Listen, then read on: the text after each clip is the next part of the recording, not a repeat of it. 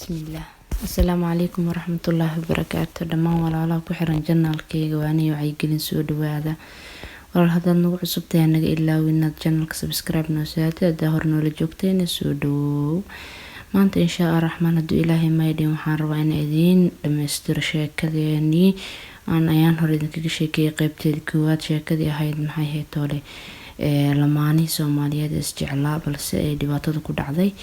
Marka sheekadaasii horta maxay ahayd toole adii muddo ka soo wareegatay markaan idiin sheegay qaybteedii koowaad, laakiin qaybteedii labaad waxa idin la wadaagi waayay waxay tahay maxay ahayd toole culays iska jiray. maxaa yeelay waxay ahayd idinkii ogaa in maaragtaa la soomay Ramadaan, haddana maxaa kaloo la sameeyay Eid baa ku xigtay.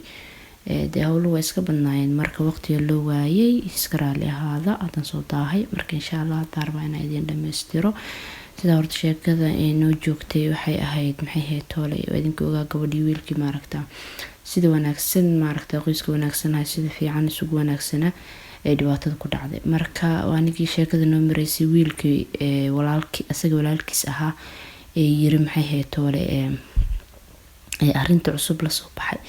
arrintaasoo ah maalin maalmaha kamid ah wuxuu sameeyay wuxuu ku yiri ayada ilmihi raali taagan haysta ayuu wuxuu dhahay anigu wuxuu dhahay waan ogahay waxa dhibaatadan idinku wacan iyo waxa maaragtaa mar walba oo adigii walaalkii mashaakilka idinkaga dhaxeeyo oo aad isugu dhibantiin.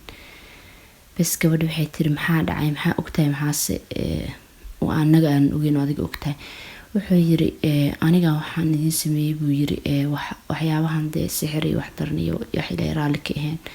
marka waxaas idin sameeyay saas idinku wacan maaragtaa mar walba isfahmi weysaan oo aad isugu dhibtooteen. horta gabadhi way arrinta horta u qaadan weysay oo imaleysan weysay kow. marka labaadna horta maxay ahayd toole marna si way u aaminto dee arrintooda arrin waxay ahayd si u siloon. marka waxaa dhacday gabadhi waxaa la soo diristay markan murugaad iyo aad u fara badan waxay sameysay mataqaano sheekadu sidee uga guracan tahay. wiilkaaniiti saanu leeyahay mar ma aaminta miyaa waxay sameysay garan weysay. wariyaa idinku daalina gabadh way iska aamustay dhibaatadii haystay dhibaato kalaa gabadha ugu darsantay. waxay markaan murugii diris la noqotay cid wax u sheegan karta ma lahan. arrintan waa arrin khatara waa dee qofka asiga ku leeyahay xataa wuxuu u raaciyay aniga wuxuu dhahay maxay ahayd toole hadda adiga xataa waa ku fariisin karay laakiin wuxuu yiri maadaama cunugteena yarta aad haysid daraadeedan kuugu naxariistay. wallahi horta arrintaas arrin xanuun badan ay gabadhu ku noqotay. haddana cidii la wadaagta ma jirin cidii la wadaagi kartana ma lahayn. oo gabadhu waan idiin sheegay waxaan ku dhahay meeshan qariib ay ku ahayd hooyadeed iyo maaragtaa ehelkooda haddii la hadashana arrintaas waxay ka baqday inay noqoto arrin maaragtaa iyo arrin adag ka dhalato. waryaan idinku daalina gabadha arrinteeda iska qarsatay cidna uma sheegin dhibaatadeedii isaga jirtay. balse markan waxay isku yara qancisay dhibaatadan inay tahay dhibaato ay hadduu ilaahay maaragtaa u ogolaaday xal u heli karaan maadaama dee sixirku uu cilaaj leeyahay. marka waxaa dhacday ilaahay horta wuxuu wato cid celin kartana malahan. ilaahay meeluu maaragtaa sabab ka muujin rabane cid maaragtaa wax ka bedeli karta malahan. waxaa dhacday gabadha sidii isaga dhibaneed wiilka horta inuu gabar soo guursaday wiilkii ayada saa ku lahaa wiilkan ka weynaa walaalkii ka weyn buu ahaa sheekada hore kusoo maqasheen. wiilka wuxuu yiri wiilku wuxuu guursaday aan dhahay gabar kale guursaday gabar buu guursaday. gabadh markuu guursaday markuu reer ma lahayn wiilku. gabadh markuu guursaday waxaa dhacday sanad baa kasoo wareegatay inaysan wax ubada maaragtaa isku dhalin. markay sanad kasoo wareegatay gabadh wax ubada isku dhalin baa waxaa dhacday haddana muddo kadib wadaadka aabahood ahaa xanuunsaday. wadaadka aabahood ahaa markuu xanuunsaday mararka qaar waxaa jirta ma ogtahay wax adiga maaragtaa aad musiibo u maleynaysid musiibana weeba tahayba dabcan laakiin haddana ilaahay maaragtaa arrin kale uu kaaga muujiyay inay dhici karto ma ogtahay mararka qaar ay dhici kartaa ma ogtahay. marka waxaa dhacday aabahoodaa dhintay. aabahood markuu dhimanaya nafta kasii bixiyay wuxuu yiri maxay ahayd toole hebel iyo heblaayo waa gabadhan wiilkan isku dhiban waxaan ka dhigay buu yiri oo idinkaga tagay buu yiri laba dhagaxoo la saaray inaad ahaataan. hebel iyo heblaayan waa wiilkan falka xun sameeyay iyo gabadhiisa oo had soo guursaday aan waxba u dhalnay sanadkay wada joogaan ayagana waxaan ugu duceeyay inuu ilaahay ubad khayr qaba siiyo. saas aabahood ku dhintay. aabahood markuu dhimanay saas uu yiri dhammaan reerkoo dhanna markaas way joogaan, way dul fadhiyaan. wiilkii xataa laftirkiisa wuu joogaa. wiilkii wuu naxay horta, mar horta aad iyo aad u naxay. aabihiisoo dhinta waa naxdin. waa midda labaadeeni wuxuu kaloo aad uga naxay aabihiis iyo walaalihiis iyo waxaan ku leeyahay reerka dhan. wiilkii dhammaa u dhaqdhaqaaqay oo weligiis aan waxba kaa garan, haddana inuu aabihiis uu saas ku dhaho asoon waxba kaa garan, inuu dhaho maxay ahayd weli adigii xaaskaaga waxaan idinkaga tegay oo idinka dhigay ilaahay calashan duca habaar ahaan uu ka wado. laba dhagaxoo lisa saaray. aad iyo aad wiilkii arrintaas u murugo gelisay. wiilkii laba murugo iyo laba dhibaato la soo korortay. balse gabadhi horta arrin baa waa mari horta waa murugo oo dee ilmahaaga awowgooda dhinto horta waa murugo. marka labaadne waxa iyadu ay dhan kale kaga ahayd arrin farxad. maxaa yeelay markan waxay heshay meel ay sheekadii wiilkan u sheegay meel ay ka furto, ay meel ay ka furi karto, ay heshay ay meel ay kasoo geli karto. muddaa kasoo wareegatay. wadaadkii waa la aasay, adigu dhowr bilooyina kasoo wareegatay. wiilkii murugadu way ka kala yaraatay. markaan waxay tiri maalin maalmaha kamid arrintii kusoo qaaday. wuxuu yiri Iblaayo aabahe maxaad u malayn kartaa inuu sidaas noo yiri, maxaa dhibaato aan u geysanay? markaas waxay tiri walaalo soo dhawow, aniga adigan horta laba ruux aad iyo aad isugu dhibanaanahay. arrinteena ogtayna arrin qariib oo ma aragtay ay noqotay arrin ma aragtaa lama filaan isugu bedeshay ma aragtaa dagaal iyo colaadan iyo adiga dhexdanada noqotay. calaamadahaas culimadu waxay ku sheegaan markii dadka lamaanaha isqaba ma aragtaa sixirka tafriiqa la dhaho markii loo sameeyo, calaamadahaas way ka mid yihiin. qofkii maqleen uu maqlo, qofkaan maqlin waa wax jiro. marka waxay tiri arrintaasna waan loo waxay tiri marka maadaama arrinteena saas aheeday tiri anigu waxaan u arkaa bay tiri maanta waqtigeeda inay tahay arrin aan ma aragtaa muddo soo qarnay inaan kuu sheego. arrintii u sheegtay waxay tiri wiilkan walaalka wuxuu igu yiri maalinba wuxuu igu yiri saas muddaana kasoo wareegatay intaasna anaa qarsanay dhibaatada wada aan kugu sheegaana lacsanaa. balse maanta maadaama uu aabahaana saas yiri uu nooga dhintay ilaahu naxariistee maxay heetoole wiilkan uu saas yiri arrintan walaalo saas wuxuu jiraan. marka adiga ee talada gacantaada ku jirta waxaa sameyn leed inaan sidan u dhibaatoono oo dhibkan ku noolaan iyo inaan noqon inaan isdaaweyno. okay wiilkii ilaahay imtixaan noo marido, laakiin imtixaan adiga wiilkii lasoo darsay. wuxuu sameeyay ma yaqaan. aabihiisaasuu yiri gabadh xaaskiisa saanay leedahay oo waxay leedahay walaalkaas sida igu yiri maxay arrintoodii u jeedaa si ay u bedelmatay arrintooda ma aragtaa dhibaatada haysto. wiilku wuxuu noqday sida qof ma aragtaa buur weyn oo culus dusha laga saaro kale noqday.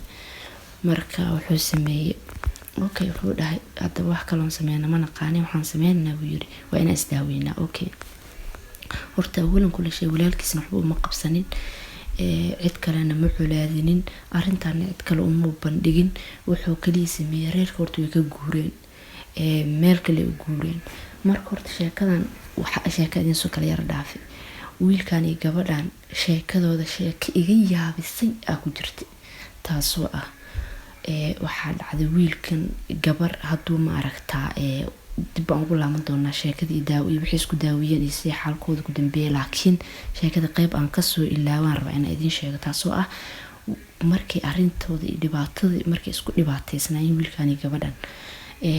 haddii wiilkan ilaa qofka bani aadamka damac raggun ilaa afar bani oo damac ma aragta oo geli karaa. marka hadduu gabar kale la sheekaysto oo gabar kale shukaansado wallahi cid iiga sheekeyn mayso. gabar aan aad iyo aad isugu dhownahay ay sheekaysteen beri.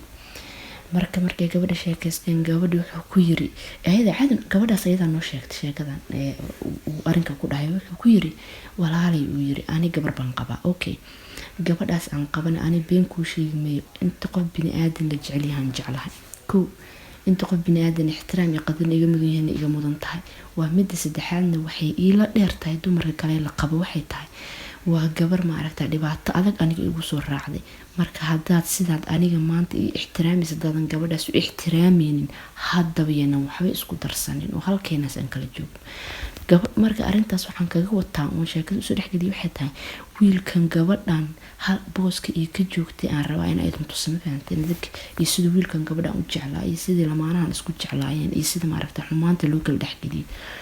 bas marka sheekadeena dib ugu laabanay wuxuu yiri horta way ka guureen xaafadii ay deganaayeen ma degmada deganeen ay wada deganaayeen ma ahani guriga dhan way ka guureen degmadina ka guureen degmo kale u guureen degmadii kale markay u guureen ilaahooda isku xireen quraan fara badan isku aqriyeen cilaaj fara badan ay sameeyeen cilaaj fara badan markay sameeyeen ilaahooda isku xireen horta Allah raxmaanka wuxuu awoodiisa ku keenana asiga awoodiisa ku qaadi karo wiilkii iyo gabadhii wax way ilaahay waa ka caafiyay arintii ilaahayna waa ka badbaadiyay sharti maaragtaa dadkaas qofka walaalkiisa iyo asaga dad ugu dhow maanta kaga timid ilaah raxmaanka uu ka kaafiyay gabadhii wiilku way caafimaadeen wixii ilaahay waa ka saaray maxay heetoole waxayna noqdeen lamaano maaragtaa xiriirkoodii wanaagsanaa ee xumaantu ay soo dhex gashay sababtuna way ahayd dad ehelkooda ah sabab waxa ay sameeyeen ay sababtay